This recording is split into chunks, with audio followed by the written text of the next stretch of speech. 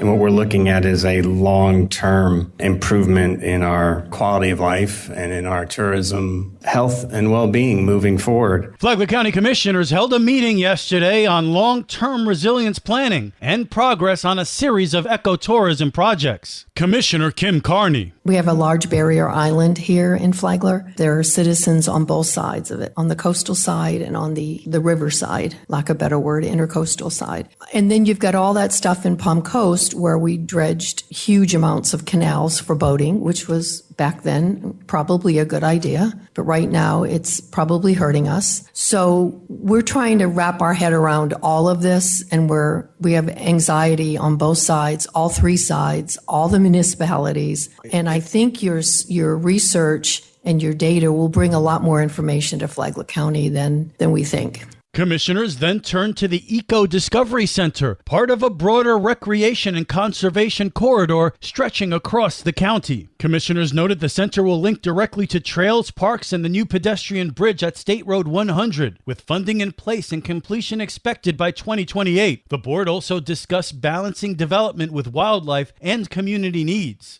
I just see it as being a huge wildlife habitat sanctuary with all of the tree clearing and the space that's going to be robbed from this habitat. Across 100 or not, I mean, this is going to become almost the only space south of 100 and east for these animals to go. Commissioner Pam Richardson. We have a huge hog problem. And even the cemetery nearby has been, attacked by the hogs. So we have, concern for that too. Commissioners closed by emphasizing the center's potential as both an educational hub and a tourism driver. Commission Chair Andy Dance. What do we hear constantly in Flagler County? We don't have anything for kids to do, for children to do. Put a sensory garden for all of the families that have children with autism or are on the spectrum, and you will make this place a destination, and not just for Flagler, but in the surrounding counties. The Eco Discovery Center and Trail Network remain on track, with construction phases continuing over the next 3 years.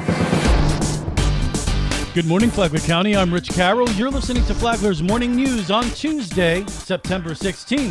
Florida Attorney General James Uffmeyer has announced an emergency rule banning isolated and concentrated forms of the chemical compound 7-hydroxymetrazine, or 7-OH. The rule now in effect classifies the substance as a Schedule I controlled drug, putting it in the same category as heroin, LSD, and fentanyl analogs. We did reschedule a drug called 7-OH. This is a very potent drug. We've identified some versions that are more than 13 times more potent than morphine.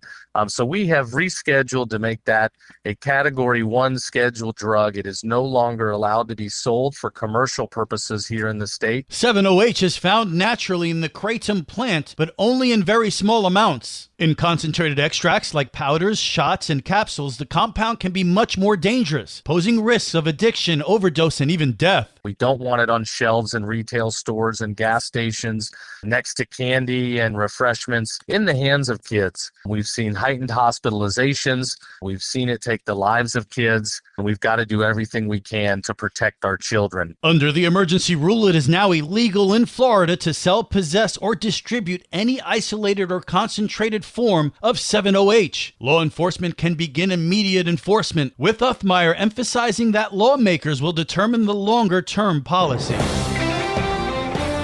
This local news is a service of Flagler County's Toyota dealer, Beaver Toyota in St. Augustine, conveniently located right off I-95 at exit 311.